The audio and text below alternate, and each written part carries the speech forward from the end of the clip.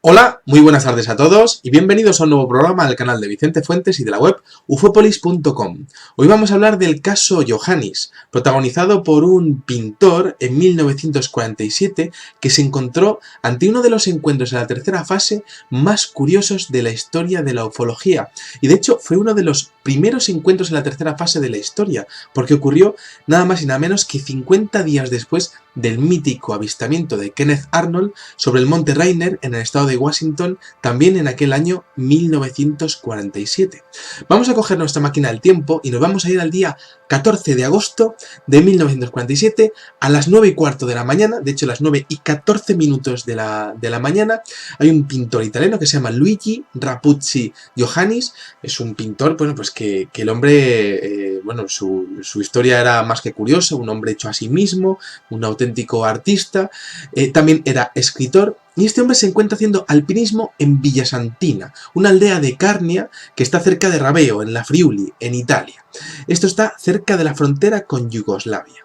Y este hombre pues está haciendo allí alpinismo y sube algunas montañas y tal. Bueno, pues son las 9:15 de la mañana y para el coche porque está viendo la escena de un amanecer que le gusta mucho en un bosque de abetos y dice, pues voy a parar el coche aquí y voy a coger mis pinturas y voy a coger mi lienzo y me voy a poner aquí al lado de la carretera y voy a intentar pintar esto porque yo creo que es una escena preciosa, ¿no?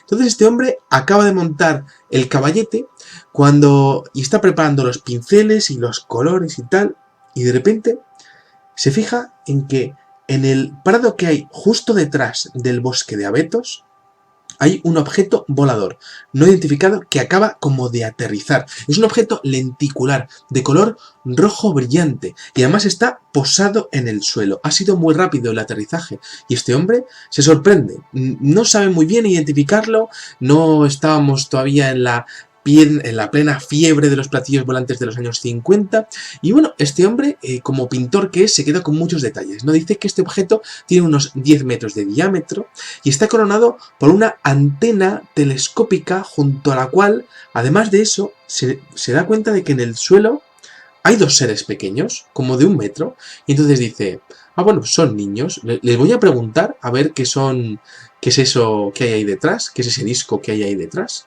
Al principio la reacción de Iohannis no fue de temor, sino tan solo de sorpresa y de curiosidad. Un hombre quizá aún no contaminado por los medios de comunicación masivos que tenemos a día de hoy, ¿no? Entonces este hombre los tomó por unos niños y empezó a gritar y a agitar los brazos, decir, ¡hola! ¡Venid para acá! ¿No? Y un poco para llamar su atención, ¿no? Y entonces ocurrió algo alucinante, porque los dos seres empezaron a andar hacia él. Y este hombre se encontró pues muy cerca de ellos, y entonces empezó a ver detalles que no encajaban con una descripción de niños. Se quedó totalmente petrificado al ver sus caras y al ver su aspecto. Vestían un mono azul oscuro, con cuello y cinturón rojos. Tenían una cabeza enorme, desprovista de pelo, no tenían pelo. Además, estaba esa cabeza totalmente desproporcionada con respecto al resto del cuerpo. La cara era de una tez verdosa, era muy pálido, pero más verdoso, aceitunado que blanco. La nariz era muy recta, totalmente recta, y la boca estaba reducida a una ancha hendidura. Tenía unos ojos oscuros, grandes y saltones, totalmente redondos. No tenía cejas ni tenía pestañas, pero sí que se dio cuenta de que estaban rodeados por un músculo anular y también una osamenta también anular, como un círculo, ¿no? Y también de color verde amarillento. Esto le confería un aspecto, decía este hombre, como si fuese un anfibio prácticamente. La cabeza la tenía, como decíamos, pues sin pelo, pero estaba recubierta por un casco semiesférico como de motorista.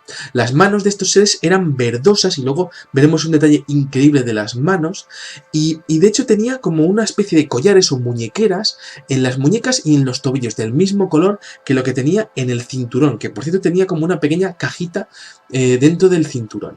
Llevaban, como decíamos, las cabezas eran gigantescas. Este hombre se quedó muy impactado por el tema de el volumen en centímetros cúbicos del cráneo de aquellos dos seres que cada vez se estaban además acercando más y más hacia él. No llevaban escafandra y de hecho se dio cuenta de que no medían 1 metro, incluso menos, 90 centímetros, eran muy pequeñitos, ¿no? Y además este hombre se dio cuenta de un detalle curiosísimo, que fue que respiraban con dificultad. Decía, no, se estaban como ahogando. Y en el camino de cada pasito que iban dando, les costaba andar. Era decir, como si no estuviesen preparados para la atmósfera o de alguna manera hubiesen hecho un sobreesfuerzo espectacular al acercarse allí. Entonces este hombre, cuando estén ya muy muy cerca estos dos seres pequeñitos, se queda mirándolos, se fija en que no tiene cejas ni pestañas, no sabe si tiene párpados porque no ve que pestañeen en ningún momento, pero sí se da cuenta de que los ojos tienen una pupila vertical, como la de los ofidios o la de los, bueno, pues la de los gatos, ¿no? Algo que es totalmente inusual y este hombre ya se da cuenta de que algo va mal, de que estos seres no son niños. De hecho, este hombre habla de como de caricaturas humanas, ¿no? Entonces este hombre deja el lienzo, coge el hacha, porque este hombre lleva hacha, pues quizá para hacerse un fuego, ¿no? Un piolet también para hacer algún tipo de alpinismo, como decíamos al principio. Y entonces empieza a hablarles directamente. ¿Quiénes sois vosotros?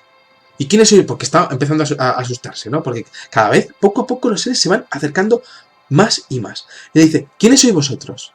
Como un poco, casi un poco ya a la defensiva, ¿no? Como diciendo, ¿me pueden atacar? No sé qué es esto, no sé qué está pasando, no sé quiénes son estos seres, pero quizá tampoco con la intención de ir a darles un hachazo, ¿no?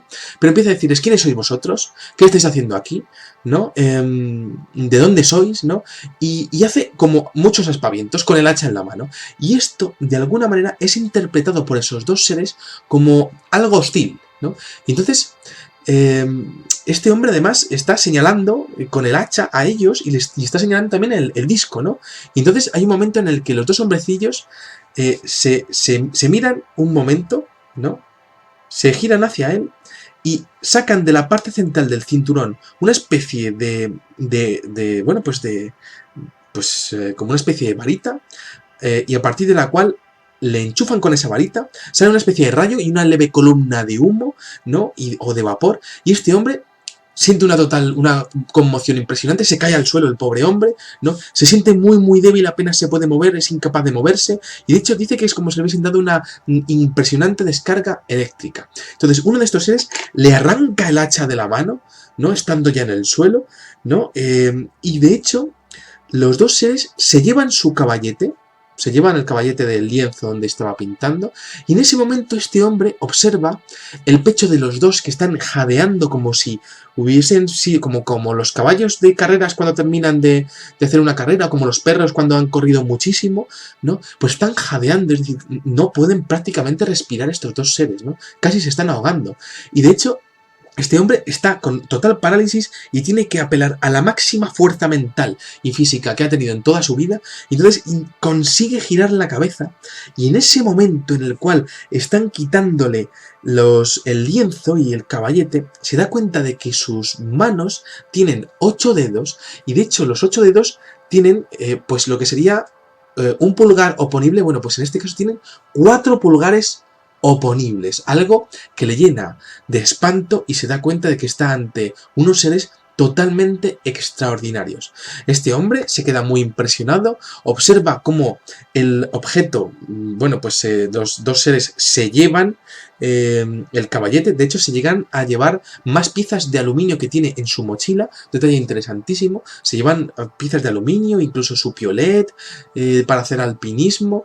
Y entonces se meten dentro del disco y el disco rojo coge y despega a toda velocidad. Este hombre se queda muy impresionado por lo ocurrido, y de hecho más cuando llega al pueblo contando su tema, y de hecho pues nada más que llega al pueblo le dicen que no, que hay más gente que lo ha visto. Un niño lo ha visto a las 8:30 y un anciano a las 10 de la mañana. Entonces, bueno, este hombre hizo unos cuantos dibujos, ya que era artista, ¿no? Pudo describir perfectamente su encuentro, ¿no? Hay algunos detalles que decía que le fallaban el tema de los párpados, ¿no? Porque se fijó muchísimo en el tema de los ojos, le impresionaba muchísimo la imagen que tenía de esos ojos saltones, ¿no? Y bueno, pues una cosa interesante es que, bueno, pues es un aterrizaje a plena luz del día, como veíamos en el caso de Maurice Macé, ¿no? Es un caso que bueno, pues que que expone falta de parpadeo por parte de estos seres, que podrían tener de alguna manera un tipo de protección, como si fuese un cristal por encima de los ojos, ¿no? Porque este hombre decía que algo raro había como, no sé, no sabía muy bien el hombre explicarlo, y por tanto yo tampoco sé explicárselo a ustedes, ¿no? Pero este hombre decía que los ojos tan saltones era como si casi te pudieras reflejar entre ellos, como si estuviesen protegidos por una serie de lentes prácticamente transparentes, ¿no? Y bueno, pues esto le daba la impresión de que podrían estar protegiéndose de la luz excesiva, es decir, podría ser que estos seres fuesen, bueno, pues tuviesen algún tipo de alergia o algún tipo nada, de falta de querencia o de falta de posibilidades de tolerar la luz solar. Bueno, pues podría ser, ¿no? Me interesa mucho la posible elección de Iohannis, ¿no? Porque estos seres se llevan el aluminio que tienen en la mochila. ¿Para qué se iban a llevar el aluminio? Un metal tan común en la Tierra. Luego, el acercamiento, esos pequeños pasos que van dando, me parece muy interesante, ¿no? El hecho de ese silencio que se produce en todo momento por estos seres que no dicen ni una sola palabra, ni una comunicación mental, nada de nada, ¿no? Pero juegan mucho con el tema de la mirada y quizá tampoco podían hacerlo porque estaban prácticamente asfixiados, ¿no? El detalle de la descripción extraordinaria de la vestimenta, del casco, ¿no? De la altura tan pequeña como el ser de Harvey aquel, que también tenía una caja en la, bueno, en la zona del cinturón, ¿no? El pequeño tamaño, como decíamos, una vez más, ese dispositivo para crear parálisis, la absurda representación de la cara como ojos como concéntricos, ¿no? La sensación de caricatura, pudiendo ser quizá un reflejo del subconsciente del testigo, ¿no? El detalle antinatural de los 4 pulgares oponibles, algo que no he visto nunca en la naturaleza, y el caso es que son seres antropomórficos, es decir, tienen 2 brazos, 2 piernas, un tronco, cabeza, tronco, extremidades, ¿no? Pero sí que me recuerda muchísimo a los gigantes de Montepramma, esas esculturas que miden entre 2 metros y 3 metros, que son de la civilización nurágica, que habitó en la antigua Grecia, también en la isla de Cerdeña, hace alrededor de 3300 años. Una civilización que llegó a plantearse el hecho de invadir Egipto en base a la, bueno, pues a la gran cultura que desarrolló y al gran potencial militar, ¿no? Muy curioso porque esa cultura desarrolló unas esculturas, unas estatuas que son exactamente idénticas a estos seres del caso Iohannis, ¿no? En este caso son representaciones de guerreros, de arqueros, de luchadores, con escudos, pero resulta que el detalle de los ojos y de la nariz que cae para abajo y es exactamente idéntico, incluso en las facciones del mentón es exactamente idéntico. Por otra parte, los 33 gigantes que se han descubierto de Montepramma, bueno, pues son idénticos a estos seres, también son muy parecidos y tienen características similares, por ejemplo, a seres que aparecen en Sego Canyon, en Estados Unidos, en el estado de Utah, también en Horseshoe Canyon, también en Estados Unidos. También ese tema de los ojos concéntricos lo vemos en los famosos Wandjina de Australia, en aquellas cuevas que estuvimos estudiando en ese vídeo de nuestro canal de un arte prehistórico de hace 8800 años.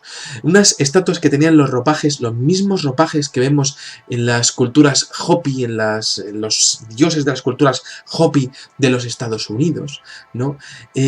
Pues prácticamente ese detalle, ¿no? de esos seres de Montepramma con las mismas características que los Wandjina y las mismas características de estos seres, en este caso diminutos, que estuvo viendo el pintor Iohannis en aquel día de 1947, ¿no? Entonces, bueno, pues creo que es un caso lo suficientemente interesante como para dedicarle unos minutos de nuestra vida, ¿no? Y bueno, pues un poco qué haríamos nosotros si nos encontrásemos ante algo así, ¿no?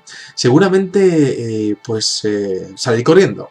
Bueno, pues este hombre no salió corriendo y tuvo un episodio de parálisis y tuvo un extrañísimo robo, que fue el robo de su lienzo y de su hacha, ¿no? Por parte de 2 seres totalmente imposibles y muy curiosos dentro de la historia de la ufología.